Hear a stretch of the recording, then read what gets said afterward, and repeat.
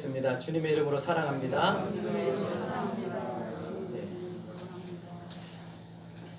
요즘 우리는 마스크가 일상화되어 있어서 길을 가다가 저한테 누가 인사를 하면 누군지 모를 때가 참 많아요. 그래서 혹시라도 제가 여러분 길 가다가 여러분한테 인사를 안 하거들랑 마스크 때문에 그런가 보다 그러시면, 아니 지난주에도 여러분을 만났는데 제가 못 알아뵈서 그분이 오히려 저한테 깜짝 놀라시더라고요. 자, 5월은 무슨 달이죠? 네, 가정의 달입니다. 이 계절에 우리가 가장 주목되어야 되는 분이 있다면 누구일까요? 네, 부모님이시죠. 네, 저는 그렇게 생각합니다. 사실 이 가정의 달에 이 부모님을 위한 이런 설교를 한다는 것이 굉장한 부담감이 있어요. 왜냐하면 제가 잘 못하기 때문에, 언제나 못한다라고 생각이 들어요. 부모 공경을 잘 못합니다.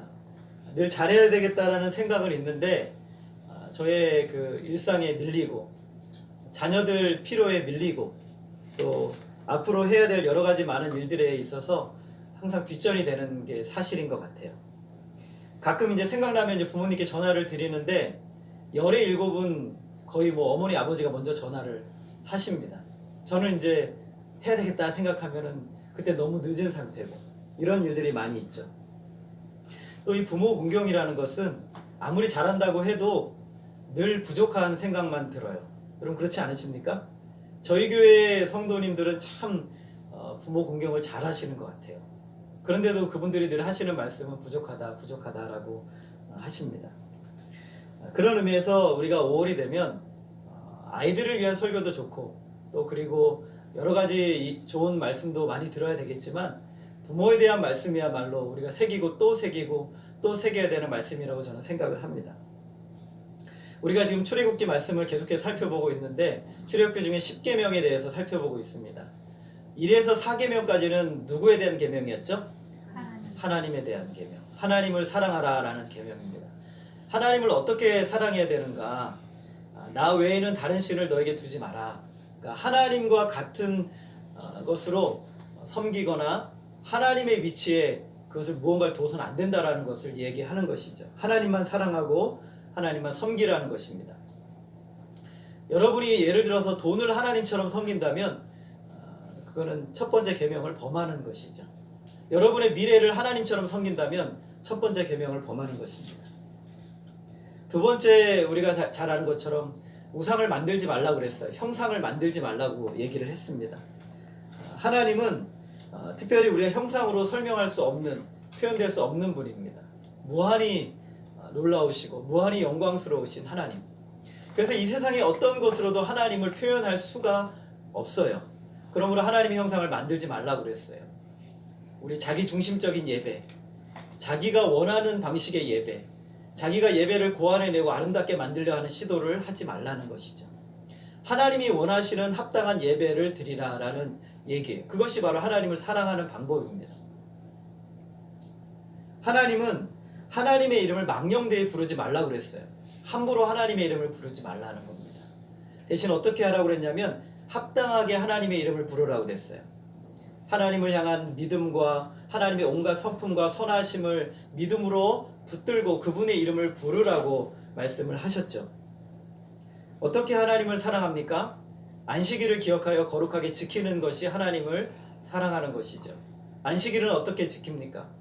하나님이 행하신 창조가 완전하다는 것을 고백하는 것이고, 하나님이 이루신 구원이 완전하다는 것을 고백하는 것이고, 하나님이 우리에게 주신 소망이 완전하다는 것을 이날 고백하면서 하나님을 예배 드리는 것이 하나님을 사랑하는 것입니다.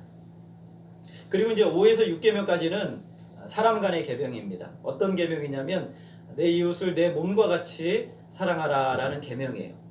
여러분 10계명은 그냥 되어진 것이 아니라 순서가 있습니다. 제일 중요한 계명이 첫 번째 계명이에요.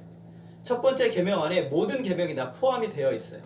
그래서 하나님을 사랑하는 사람은 하나님의 이름을 함부로 부르지 않고 안식일을 지키고, 뿐만 아니라 부모를 공경하고 살인하지 않고, 이런 모든 계명들이 첫 번째 계명 안에 다 포함이 되어 있어요. 제일 중요한 계명은 첫 번째 계명입니다. 그 와중에서도 이 두 계명을 둘로 나눈다면 1에서 4계명까지는 하나님 사랑이고, 그리고 5에서 10계명까지는 이웃사랑에 대한 계명인데, 이웃사랑의 계명 중에 가장 첫 번째 계명이 무엇입니까? 내 부모를 공경하라는 거예요. 그러면 순서로 따진다면 사람 관계에서 가장 중요한 계명을 우리는 무엇이라고 할 수 있어요? 내 부모를 공경하라.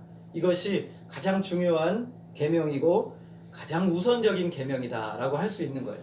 근데 이 계명을 우리가 지키지 않고 다른 계명을 잘 지킨다는 것이 어찌 보면 하나님 앞에서 볼 때 온전치 못한 것이죠. 첫 번째 계명. 그리고 인간관계에서는 다섯 번째 계명이 가장 중요한 계명이에요. 오늘 말씀에 보면 이 공경하라라는 단어가 나오는데 히브리어로 카바드라는 단어예요. 이 단어는 여러 가지 뜻이 있는데 무겁다라는 뜻도 있고 그리고 공경하다라는 뜻도 있고 영화롭게 하다라는 뜻도 있어요. 우리가 하나님을 경외한다라고 표현할 때 이 단어를 쓰거든요. 하나님을 경외한다라고 말할 때 히브리어 카바드라는 단어를 씁니다. 그런데 하나님께 되어져야 하는 단어를 인간에게 쓰는 것은 유일해요. 바로 부모를 공경하라. 때로는 다르게 표현하면 하나님께로 감히 표현한다면 하나님께 쓰였던 단어로 표현한다면 내 부모를 경외하라 라고도 이렇게 표현할 수가 있는 거예요. 굉장히 무거운 말씀을 하나님이 우리에게 주고 있는 것이죠. 그래서 우리가 하나님을 경외한다고 했을 때 그분의 합당하심, 성품과 영원하심에 대해서 합당하게 대우해드리는 것을 표현하는 것이듯이 내 부모를 공경하라는 것은 부모를 주신 하나님의 뜻과 목적에 합당하게 그분을 대우해드려라 라는 것을 이야기하는 것입니다. 그런데 성경을 보게 되면 인간이 얼마나 죄악된지 부모에 대해서 함부로 하는 경향들이 있어요. 그래서 특별히 구약 성경에 보면 무서울 정도로 하나님 부모 공경을 잘못하면 표현하고 있는 부분들이 있는데 그래서 제가 한번 읽어볼게요. 신명기 21장에 보게 되면 이렇게 말하고 있어요. 완악하여 패역한 아들이 있어 그의 아버지의 말이나 그의 어머니의 말을 순종하지 아니하고 부모가 징계하여도 순종하지 아니하거든 어떻게 하랄까요? 성문으로 데리고 가서 그 이스라엘 장로들에게 말합니다. 내 아들은 부모 말을 안 듣습니다. 그러면 장로가 판결을 내립니다. 어떻게 할까요? 돌로 쳐서 죽이십시오. 돌로 쳐서 죽이라고 표현하고 있어요. 여러분 얼마나 많은 자녀들이 세상에 죽어나가야 될까요? 이 시대에 많은 자녀들이 죽어나가야 돼요. 여러분 부모에게 순종하지 않은 저와 여러분의 인생의 모습도 있잖아요. 여러분의 자녀들도 마찬가지고. 그런데 이것보다 더 악한 자녀들이 있어요. 부모를 저주하는 자녀들이 있어요. 패역한 자식이죠. 이런 사람들에게 뭐라고 말하냐면 자기의 아버지나 어머니를 저주하는 자는 반드시 죽여지니라. 반드시 죽이라고 말씀하고 있어요. 저주한다는 것은 가볍게 여기고 무시하는 것이거든요. 카바드에 반대되는 단어입니다. 그 가볍게 여기고 무시하고 합당한 대우를 안 해드리는 것이죠. 더 나아가서 부모를 때리는 자식들이 있어요. 부모를 때리는 자식들. 자기 아버지나 어머니를 치는 자는 어떻게 할까요? 반드시 죽일지니라. 반드시. 하나님은 부모를 공경하지 않고 무시하고 심하면 저주하고 구타하는 자식들을 향해서 살려두지 말라라고 말씀하고 있습니다. 요즘 뉴스를 보게 되면 이러한 일들이 참 많아요. 많이 나와요. 노모를 때린 자기 자식들의 이야기, 또 자기 부모를 때려서 죽인 이야기들, 이런 이야기들이 심심치 않게 나옵니다. 이 사람들은 구약시대에 태어났다면 다 죽어야 돼요. 살려두면 안 되는 존재죠. 왜냐하면 하나님께서 그만큼 엄중하게 말씀하신 이유가 있기 때문에 그래요. 여러분 예수님 시대에 그 종교 지도자들이 하나님을 잘 섬기기 위해서 만들었던 하나의 전통과 제도가 하나가 있어요. 그게 뭐냐면 고르반이에요. 고르반 들어보셨죠? 고르반이 뭐냐 하면 내가 하나님을 잘 섬기고 싶어요. 그래서 한 달 월급을 100만 원을 받았어요. 이거 다 하나님께 드리고 싶습니다. 그러면 제사장에게 가서 이거는 고르반입니다 라고 말해요. 그러면 그거 손댈 수 없어요. 그건 하나님께만 드리는 거예요. 근데 그뿐만이 아니에요. 시간도 마찬가지예요. 제사장에 가서 제가 장로들에 가서 제가 아침 8시부터 9시까지는 하나님께만 드리겠습니다 하고 고르반해요. 그러면 그 시간은 누구의 것이에요? 하나님의 것이란 말이죠. 이거는 그들이 경건의 삶을 살기 위해서 만들어 놓은 전통이란 말이에요. 그런데 이것이 왜곡이 돼버렸어요. 부모를 위해서 돈을 주고 부모를 섬기기 위해서 돈을 주려고 하는데 그게 아까운 거예요. 그래서 가서 이거 고르반입니다 라고 얘기를 하는 거예요. 그러면 100만 원을 벌었는데 100만 원 전부가 고르반이란 말이죠. 그럼 부모에게 안 드려도 돼요. 그렇게 제도를 만들어 놨어요. 그리고 나서 자기 밥 사 먹고 맛있는 거 먹고 그걸 막 쓰는 거예요. 한 달의 시간을 전부를 다 내가 하나님께 드립니다. 고르반 했어요. 부모님 안 찾아뵈도 되고 상관없어요. 왜냐하면 종교가 우선하니까. 이 사람들이 부모를 섬기는 일을 그 고르반이라는 전통으로 부모를 안 섬기게 돼버린 거예요. 종교 지도자들이 자기의 사역의 성스러움을 보장받기 위해서 부모님을 섬기는 것을 잘못되게 사용한 것이죠. 예수님께서 뭐라고 말씀하셨을까요? 예수님께서 이렇게 말씀하세요. 너희가 너희 전통을 지키려고 하나님의 계명을 잘 저버리는도다. 무엇이 더 큰 거예요? 전통이 큰 거예요? 하나님의 말씀이 하나님의 계명이 큰 거예요? 하나님의 계명이 큰 거예요. 그런데 자기들의 전통으로 하나님의 계명을 저버렸다. 하나님의 계명을 버렸다라고 말씀하셨어요. 그들이 스스로의 전통을 만들어서 하나님의 계명을 지키는 것을 저버리는 것이죠. 여러분, 이것은 단지 그 시대만의 이야기가 아니에요. 저와 같은 어찌 보면 목회자들, 이 목회자들도 그런 우를 굉장히 많이 범해요. 어머니를 섬기고 부모님을, 아버지를 섬기는 일이 있어서 저는 목회 사역을 해야 됩니다. 저는 설교 준비를 해야 됩니다. 영적인 일을 해야 됩니다. 라고 하면서 제가 많이 그랬던 것 같아요. 그런 일들을 범하는 것이죠. 여러분, 직장생활 열심히 해야 됩니다. 돈을 많이 벌어야 됩니다. 그 일을 위해서 나는 이 일을 열심히 해야 되기 때문에 부모님 좀 이해해 주세요 라고 말한 경우들이 저와 여러분에게 얼마나 많이 있었습니까? 이것이 현대판 고르반이에요. 현대판 고르반. 우리 주님께서는 우리에게 이렇게 말씀하세요. 너희가 너희 전통을 지키려고, 너희가 너희의 삶을 유지하려고, 너희가 너희의 사역을 하기 위해서 하나님의 계명을 저버리는도다 라고 말씀을 하시는 거예요. 무서운 일이죠. 하나님은 부모 공경을 인간관계에 가장 우선으로 두십니다. 그것이 우리의 관계에 있어서 가장 중요하다라고 하나님 말씀하세요. 그것은 자녀 사랑보다 앞서요. 그것은 여러분의 사랑하는 사람보다 앞서요. 여러분의 직장의 일보다 앞서는 것이고, 여러분의 미래의 소망보다 앞서는 것이, 그것이 바로 하나님이 주신 계명이에요. 부모를 공경하는 것을 하나님은 인간관계, 이웃사랑에서 가장 중요하게 말씀하셨어요. 10계명 중에서 이것을 하면 내가 너에게 뭘 줄게 라고 말씀하시는 계명은 딱 하나밖에 없어요. 그게 뭐냐 하면 내 부모를 공경하라 라는 것이에요.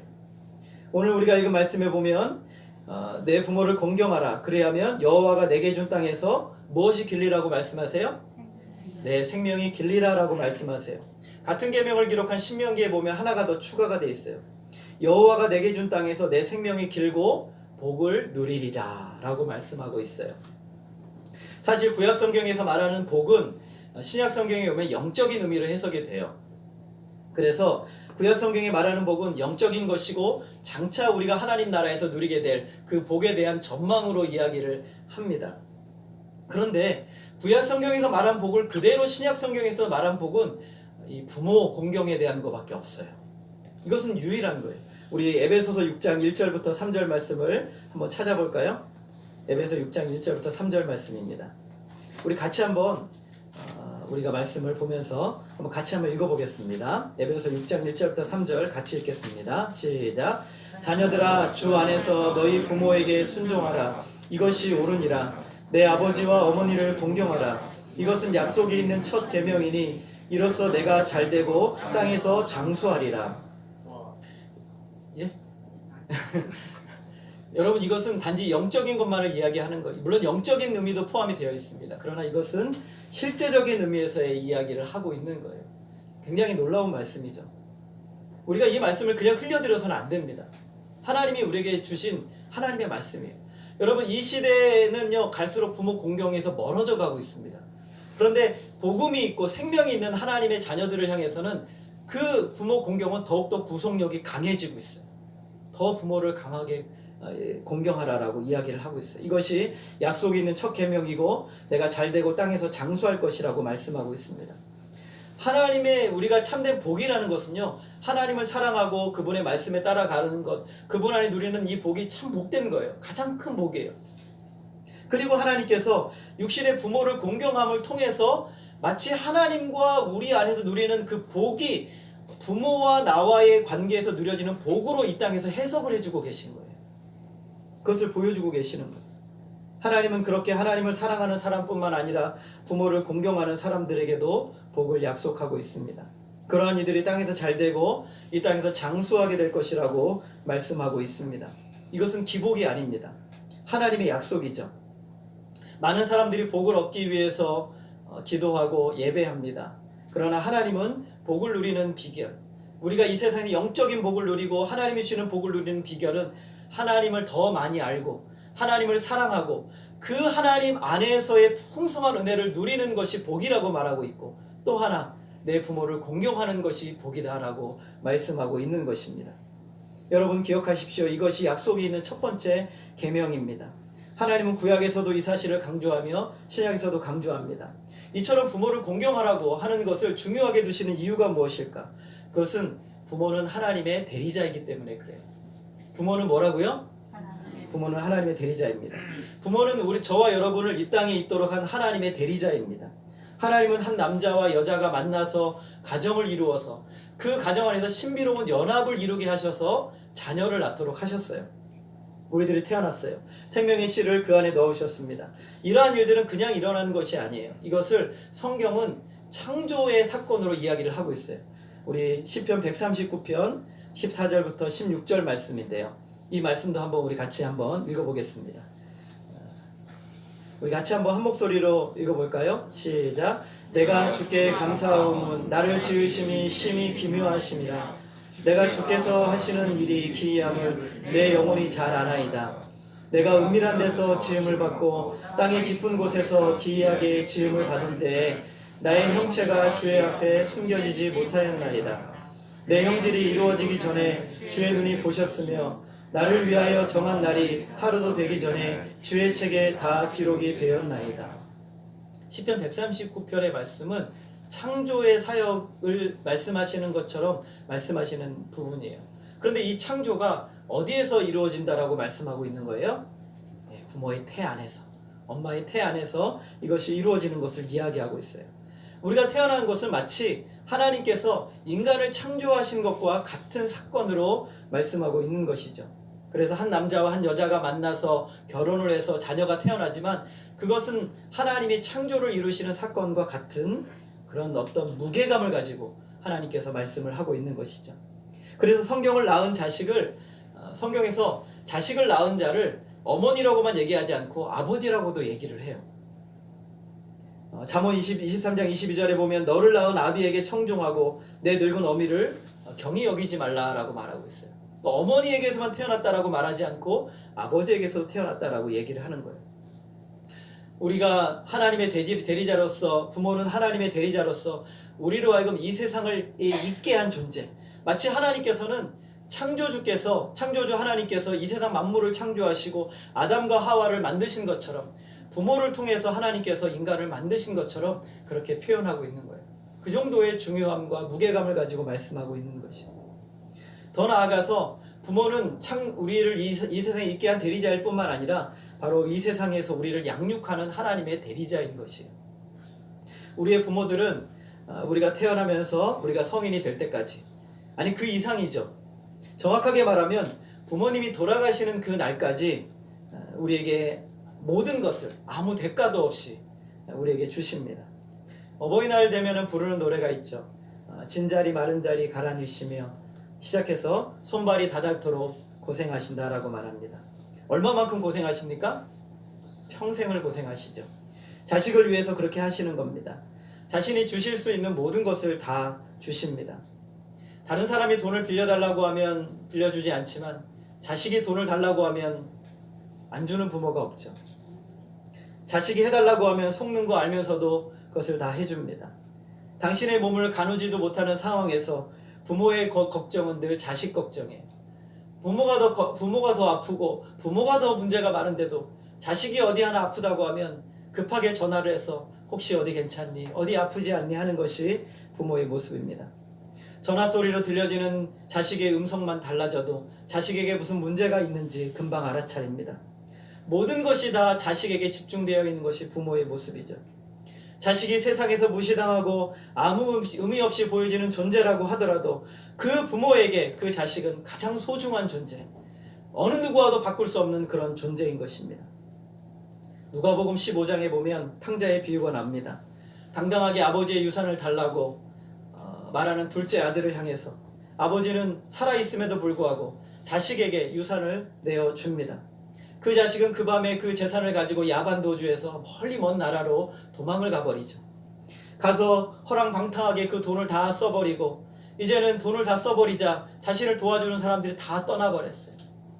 그래서 먹고 살기 위해서 돼지를 사육을 하는데, 돼지를 치는데, 거기서도 주인이 먹을 것을 주지 않으니까 돼지가 먹는 쥐염 열매로 배를 채우려고 하는데 그것조차 주는 사람이 없어요. 그제서야 아버지 생각을 합니다. 그래, 내 아버지 지금 참 풍요롭고 참 많은 것이 있는데 하면서 아들이 결정을 내립니다. 그래, 내가 아버지에게 돌아가서 종으로라도, 하인으로라도 아버지 집에 가 살아야 되겠다 라고 하고 아버지 집으로 향합니다. 놀라운 일이 일어났죠. 아버지는 자식이 도망간 그 이후로 한 번도 하루도 빠짐없이 자식이 도망간 그 길 앞에 서서 매일 밤을 기다리고 있었던 거예요. 멀리서 거지 같은 냄새나는 아들이 오고 있을 때 아버지는 단방에 자신이 그가 아들이라는 것을 알아차리고 뛰어가서 달려가서 그 아들을 품에 안아버립니다. 아버지는 오직 아들 생각에만 빠져 있었어요. 아버지의 인생이 허무하지 않습니까? 방탕한 아들, 잃어버렸다고 생각하면 편히 살 그런 삶이었는데, 다른 사람은 다 그럴 수 있어요. 다른 사람은 다 그렇게 할 수 있지만 내 아들은, 내 자식은 그게 안 되는 게 부모의 마음이었죠. 여러분, 이것이 바로 하나님의 사랑입니다. 모든 것을 다 주고 싶어서 안달이 난 부모, 그 부모가 그에게 하나밖에 없는 아들 독생자 예수 그리스도를 저와 여러분을 위해서 이 땅에 내어주시고 그를 십자가에 매달아 그의 생명과 예수의 생명과 우리의 생명을 맞바꾸신 하나님 아버지의 사랑이 바로 그 사랑인 것입니다. 그 사랑의 그림자가 바로 부모의 사랑입니다. 하나님은 이 사랑을 이 땅에서 우리가 누리고 볼 수 있도록 하기 위해서 우리에게 부모를 주셨습니다. 그것이 바로 하나님의 사랑이었죠. 그렇다면 부모는 어떤 사람들을 이야기하는 것일까? 우리 웨스트민스터 대의리 문답 124문에 보면 이렇게 말하고 있습니다. 제가 한번 읽어보겠습니다. 제5계명에 있는 부모는 혈육의 부모뿐만 아니라 연령이나 은사의 모든 윗사람과 하나님의 규례에 의해 교회 국가를 막론하고 우리 위에 있는 권위 있는 자들이다 라고 말하고 있습니다. 혈육 있는 부모의 연장선상에 있는 모든 이들이 부모에 대한 원리로 같이 적용이 됩니다. 학교에서 선생님, 그들은 하나님의 대리자로 학생을 가르칩니다. 예전에 제가 어렸을 때 선생님 하면 모든 것이 다 용납이 되었어요. 선생님한테 엄청 두드려 맞고 오면 어머니 아버지가 하는 말씀이 있어요. 네가 맞을 짓을 했으니까 그랬겠지. 요즘은 학교에서 애들이 맞고 오면 어떻게 될까요? 당장 달려가서 선생님 머리채를 잡아 합니다. 국가에서 국가의 원수들이 있습니다. 대통령, 그들도 역시 하나님을 대리해서 그 자리에 있는 것이. 근데 함부로 국가의 원수들에 대해서 이야기하고 무시하고 욕하는 이들이 있습니다. 하나님의 말씀의 권한에 대해서 받아들이지 않는 것이. 로마서 13장 1절 말씀 우리 한번 같이 읽어보겠습니다. 로마서 13장 1절 같이 읽겠습니다. 시작. 각 사람은 위에 있는 권세들에게 복종하라. 권세는 하나님으로부터 나지 않음이 없나니 모든 권세는 다 하나님께서 정하신 바라. 여러분 따라합시다. 모든 권세는 다 하나님께서 정하신 바라. 여러분 위에서 여러분을 가르치거나 지도하는 교회의 목회자들뿐만 아니라 이 세상의 권위자들 그리고 선생님들 모든 권세는 누구에게서부터 비롯되었습니까? 하나님으로부터 비롯되었습니다. 여러분 이것을 인정하시기를 부탁드립니다. 여러분의 부모뿐만 아니라 모든 권세는 다 하나님으로부터 나오는 거예요. 히브리서 13장 17절 우리 같이 읽겠습니다. 시작. 너희를 인도하는 자들에게 순종하고 복종하라. 그들은 너희 영혼을 위하여 경성하기를 자신들이 청산할 자인 것 같이 하느니라. 그들로 하여금 즐거움으로 이것을 하게 하고 근심으로 하게 하지 말라. 그렇지 않으면 너희에게 유익이 없느니라. 이것이 바로 하나님께서 우리에게 명령하신 계명이에요. 하나님께서 그들에게, 이 세상 모든 사람들에게, 특히 어떤 사람들에게, 하나님의 백성들에게 이것을 말씀하는 겁니다. 우리는 그들에게 순종해야 될 분명한 책임이 있는 것이죠. 그것이 하나님이 우리에게 명하신 계명이에요. 우리가 이 사실을 잊어버려서는 안 되는 것이죠. 우리는 어떻게 부모를 공경할 수 있을까? 저는 여러분에게 두 가지 중요한 단어들을 말씀드리고 싶습니다. 첫 번째 단어는 순종이에요. 뭐라고요? 순종입니다. 골로새서 3장 20절 말씀 우리 같이 한번 읽어볼까요? 같이 읽겠습니다. 시작. 자녀들아 모든 일에 부모에게 순종하라. 이는 주 안에서 기쁘게 하는 것이니라. 여러분, 하나님을 기쁘시게 하는 삶을 살고 싶으십니까? 하나님을 기쁘시게 해드리고 싶으십니까? 모든 일에 부모에게 순종하십시오. 모든 일에 부모에게 순종하는 것이 하나님을 기쁘시게 하는 것입니다. 주 안에서 기쁘게 하는 것이라는 정확한 의미는 주님을 기쁘시게 하는 길이다라는 거예요. 주님을 기쁘시게 하는 것은 내 부모를 순종하는 거예요. 여기서 중요한 것은 모든 일. 하나님을 기쁘시게 하는 것과 부모에게 순종하는 것이 그대로 연결이 되어 있어요. 우리는 그냥 말로만 하나님을 기쁘시게 하고 싶습니다. 그럼 하나님 우리에게 요구하십니다. 너의 세상에서 살 때 너의 눈앞에 있는 너의 가장 소중한 존재인 너의 부모를 말씀에 순종하는 것이 나를 기쁘시게 하는 것이다 라고 말하고 있어요. 저와 여러분이 더 많이 배웠다고 더 많이 안다고 부모를 조정하려 하거나 부모의 뜻에 거역하려 하지 말아야 됩니다. 겸손히 부모의 말씀에 순종하는 것이 하나님을 기쁘시게 하는 것입니다. 성경은 말하죠. 오늘 부모에게 순종하십시오. 누가복음 2장 51절 말씀에 보게 되면 예수님께서 어린 시절에 이렇게 하셨어요. 예수께서 함께 데려가사 나사렛에 이르러 순종하여 받드시더라. 예수님께서도 육신의 부모에게 순종하여 받드셨다라는 것입니다. 우리 예수님 인간에 계실 때 육신의 부모에 대해서 함부로 하지 않았습니다. 여러분, 만약에 그 위치로 따진다면 비교할 수 없는 것이죠. 하늘과 땅의 차이입니다. 예수님은 성자 하나님이시고 그의 부모님은 인간이에요. 그럼에도 불구하고 우리 주님은 이 땅에 계실 때 부모에게 어떻게 하셨습니까? 순종하셨다라는 거예요. 오늘 그럼 우리는 어떻게 해야 됩니까? 부모에게 순종해야 됩니다. 부모의 말씀에 순종해야 돼요. 그것이 바로 우리가 하나님을 기쁘시게 하는 방법입니다.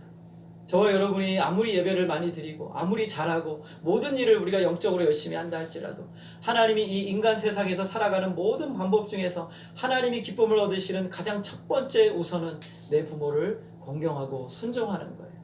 그것이 하나님이 가장 기뻐하시는 겁니다. 이 땅에서 인간의 관계 중에 가장 기뻐하시는 것은 내 부모의 말씀에 순종하는 거예요. 오늘 여러분의 부모의 말씀에 순종하시기를 부탁드립니다. 오늘 저와 여러분의 부모의 뜻에 순종하시기를 부탁드립니다. 여러분의 일이 부모 섬김을 위해서 대체가 되지 않도록 하시기를 부탁드립니다. 그리고 두 번째 단어는 기쁨입니다. 뭐라고요? 기쁨. 자, 잠언 23장 25절 말씀입니다. 우리 같이 읽겠습니다. 시작. 내 부모를 즐겁게 하며 너를 낳은 어미를 기쁘게 하라. 저는 참 이 말씀 잠언에서 읽는 순간 충격을 받았어요. 저는 부모님을 기쁘게 해드린 적이 기억이 나지 않는 거예요.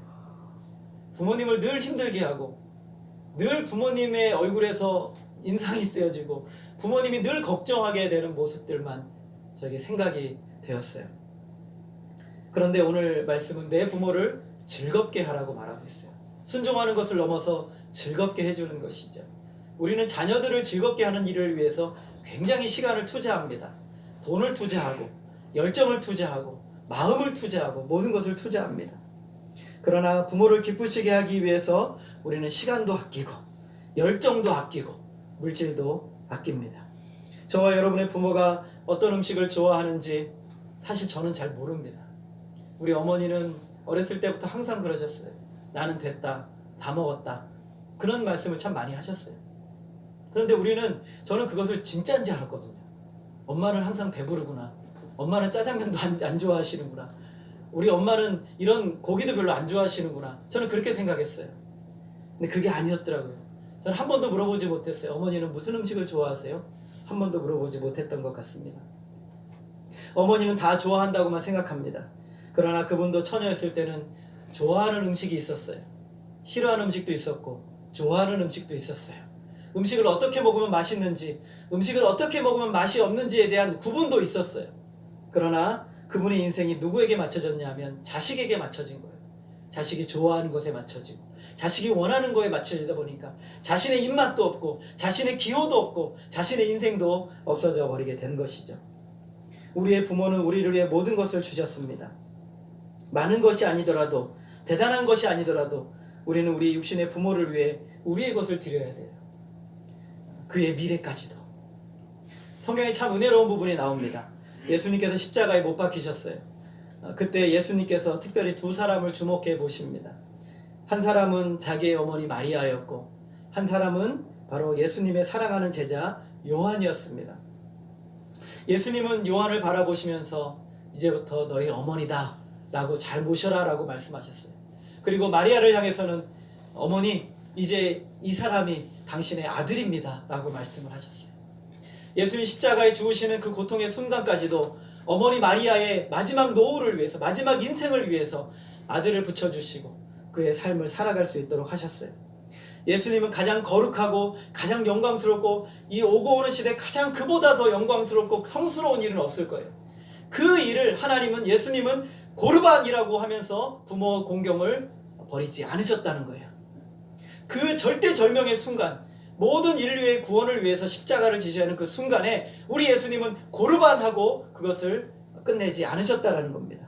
예수님은 끝까지 그 부모 사랑을 위해서 모든 것을 다 내어주셨어요. 육신의 부모를 그에게 맡기시면서 부모처럼 섬기도록 하시면서 마리아의 남은 생에 대한 삶을 보장해 주셨습니다. 참된 부모 공경을 끝까지 보여주셨어요. 저와 여러분, 우리가 부모의 미래를 바라보면서 우리가 할 수 있는 것, 최선을 다해서 하는 것이 바로 하나님을 기쁘시게 하는 것입니다. 제가 예전에 몇 년 전에 읽었던 책 중에 신경숙이라는 작가가 있어요. 그분이 쓴 소설 중에 엄마를 부탁해라는 책이 있습니다. 이 소설이 있는데 제가 그 책을 읽고 참 가슴이 먹먹해지는 책이었어요. 서울에 있는 자식들을 만나기 위해서 아버지와 어머니가 서울로 올라오십니다. 어머니는 약간 치매에 걸렸는데 자식이 몰랐어요, 사실은. 근데 서울에 도착했는데 많은 인파들에 이끌려서 아버지는 지하철에 탔는데 어머니가 못 타버린 거예요. 어머니가 못 탔어요. 그래서 이 가정 가운데 엄마를 잃어버립니다. 그래서 엄마를 찾기 위해서 자식들이 다 동원이 돼요. 그런데 엄마를 결국에는 못 찾아요. 그러면서 이제 이 엄마에 대한 자취가 하나씩 나타나기 시작합니다. 아내로서의 엄마, 자식들의 엄마로서의 엄마, 그리고 자식들이 엄마를 찾지만 결국은 엄마를 찾지 못해요. 그리고 그동안 엄마가 알아왔던 병, 치매와 여러 가지 질병들이 나타나게 되고 전혀 알지 못했던 엄마의 숨은 일상들이 책에서 밝혀집니다. 단지 자식과 남편을 위해서 그 존재도 보이지 않았던 그 엄마이지만 마음에 갈망이 있고 꿈이 있었던 것이죠.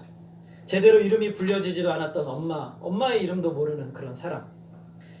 그런데 그 엄마가 이 책의 주인공이었어요. 가슴이 뭉클한 책이었어요. 그런데 엄마를 지하철에서 잃어버렸다는 말을 들었을 때 제 가슴이 콱 막혀버리더라고요. 이 책에서 의미심장하게 계속해서 나오는 이야기가 있어요. 따라하겠습니다. 사랑할 수 있는 한 사랑하라. 이것이 이 책의 가장 중요한 주제예요. 사랑할 수 있는 한 사랑하라. 사람들은 사랑할 수 있을 때 사랑하지 않습니다. 이 사람에 대한 사랑을 보여주지 않아요. 사랑하지 않습니다. 그런데 사랑할 기회를 잃어버릴 때 후회하죠. 그것이 바로 우리들의 모습인 것입니다. 오늘 우리 성경은 이렇게 말씀합니다. 내 부모를 공경하라. 더 정확하게 표현하면 오늘 내 부모를 공경하라 라고 말하고 있는 거예요. 오늘. 여러분, 부모님이 가장 좋아하는 돈이 어떤 돈인지 아십니까? 자식이 준 돈이에요. 여러분, 자식이 준 돈을 부모는 가장 좋아합니다.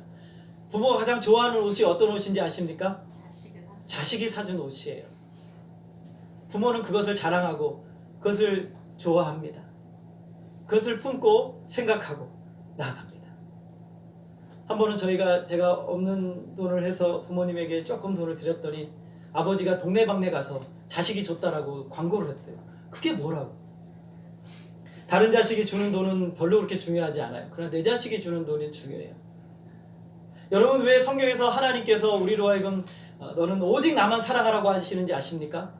하나님은 하나님의 백성들의 사랑을 원하세요. 그 사랑을 가장 요구하세요. 그것이 가장 소중해요. 마찬가지로 우리의 부모들도 자식의 사랑을 가장 소중하게 여기십니다.